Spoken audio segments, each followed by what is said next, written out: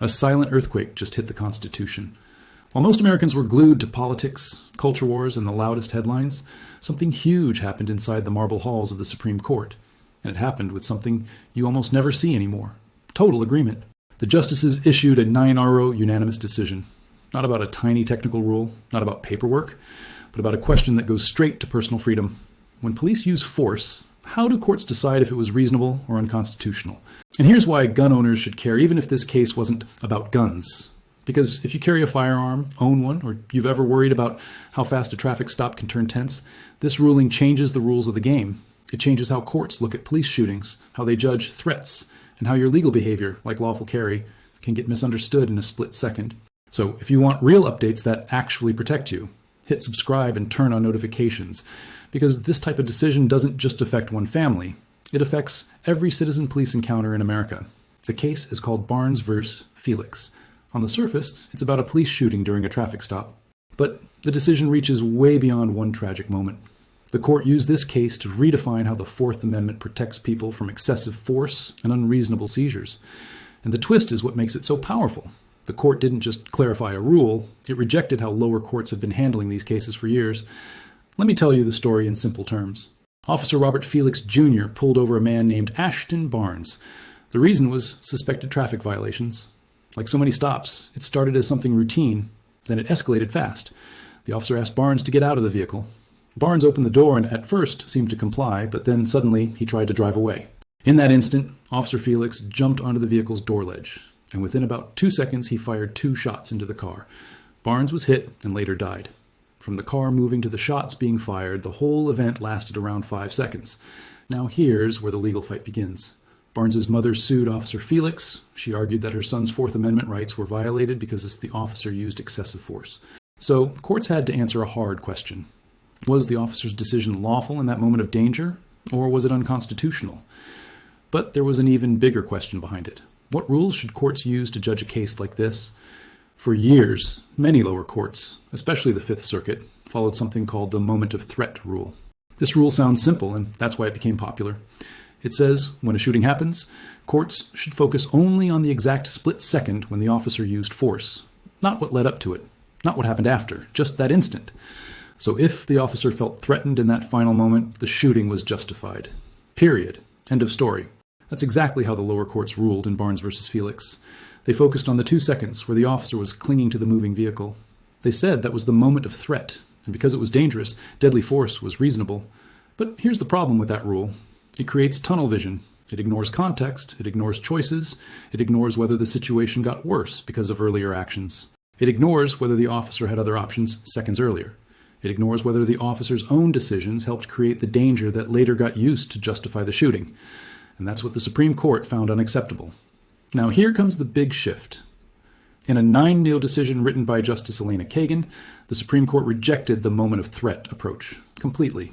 Instead, the court said excessive force cases under the Fourth Amendment must be judged using the totality of the circumstances. That means the whole interaction matters. The full timeline matters. The lead-up matters. The officer's decisions before the shooting matter. Courts are not allowed to pretend the story starts at the last second. And the court made it clear, this totality review has no strict time limit. Earlier facts can change everything. Earlier facts might show why an officer reasonably thought something was dangerous. Or earlier facts might show the opposite, that something was misunderstood, avoidable, or escalated unnecessarily.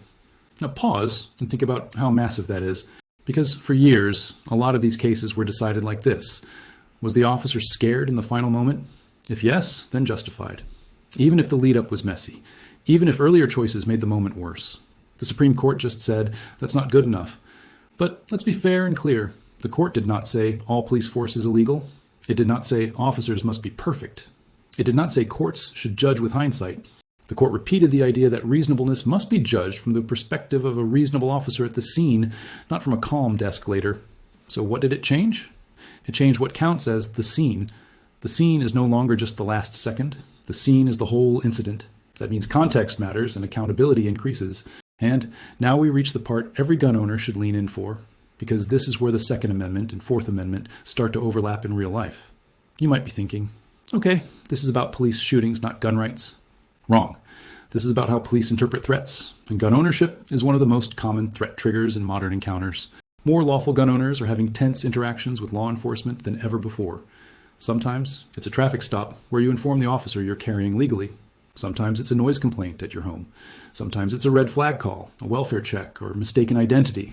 Sometimes it's nothing more than an officer seeing a holster or hearing the word firearm, and the mood changes. In those moments, things can escalate quickly, even when you're doing everything legally. Before this ruling, courts often ignored what led to the escalation.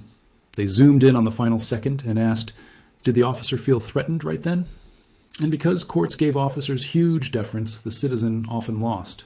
Now, courts must examine the full context. That includes whether a lawful action, like legally carrying, was wrongly treated as criminal or threatening.